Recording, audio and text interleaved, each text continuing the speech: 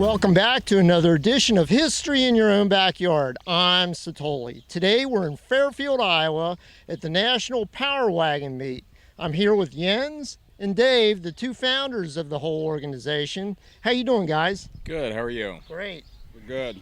So tell me a little bit, when did this get started and how did you guys get involved with this? In 1975 I bought my first truck. I couldn't afford to pay anybody to work on it. And I had to figure it out for myself, and I realized that there was anybody that had any kind of parts for it. So Right. I started collecting up parts wherever I could, buying parts trucks, and that was in Denver at that time. And then we moved here in 1984 and began to build a business. And then about 10 years ago, Jens, who's my oldest son, took over the business. A little bit of background about the trucks. When were they originally built and when were they last built?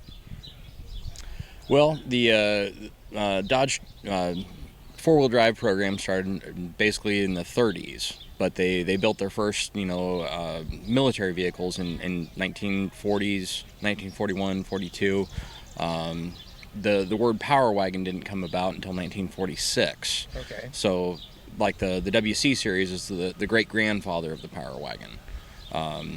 That would be the military version? Yeah, the WC series would be the military version, Okay. like the vehicles down on this end here. There's a lot of the engineering that went into those that remained the same throughout the Power Wagon until, the 1960s, when emission standards basically killed the vehicle in the United States in 1968, I believe, wasn't it? Yeah. 68 was the last year, but that truck had a production run from 1945 all the way to 68, basically unchanged. Really? It ran for 33 years. So basically the same chassis, more or less? Pretty much. Yeah. They changed the engine at one point. Updated the shocks, Yeah. added a synchronized transmission. But if you look at the truck, the average person wouldn't know the difference just looking at the truck, Huh. whether it was a 68 or a 46. yeah. So how many trucks were built during all those years? Do you have any idea? Well, there were so many different models that it's really hard to say. I don't think anybody's actually come up with that. But for the military, there were, 250,000 during the war, maybe more. I don't really remember. That was during the Korean War and Second That was World War? during World War II, and then another vehicle that was made while these other ones were the civilian models were being produced was used all through Korea and the Vietnam War era. Okay. So how many trucks do you think you got here today? I believe we had 121 registered. Okay. A few kind of leaked out before the parade, so there's close to 100 here on the square right now. Okay.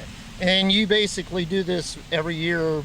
Everybody gathers. in Every Fairfield, year, Iowa? every first full week of June, we come together as a family and take our Dodge trucks out and get them dirty and muddy and swap stories and have a great time. That's what they were built for, right? Yeah. Is there anything else you guys would like to talk about? I just think that it's, part of what you're doing, I think is great because you're, educating. A lot of people look at these and they have no idea what they are Exactly. or how important they were. The 4x4 during the Second World War was a major thing for the Allied forces to have, whereas the Germans didn't have a four-wheel drive truck during the war. Oh, they didn't? No, and therefore they were able to get into a lot of places that the other vehicles weren't. And I always thought it was interesting that Chrysler, they were really good at adapting things and using up, instead of re-engineering something, they would take something and maybe change it a little bit. And that's what happened to a lot of these. If you look at the general styling of them and everything, clear into 68, you can go back into 1942 and or even earlier, even into 40 or 41, and a lot of the stuff is interchangeable. Huh. Yeah, you'll find a bearing or a pinion seal interchanges. All the same. Yeah, a brake drum or... Door off of a 1939 Dodge pickup will fit on the 68 WM300. They're great looking trucks. They really are. Yeah. We love them. I can tell. I can tell. Well, thanks for your time, guys. I really appreciate it. It's been great coming out to Fairfield and meeting everybody. Thank you. Thank you.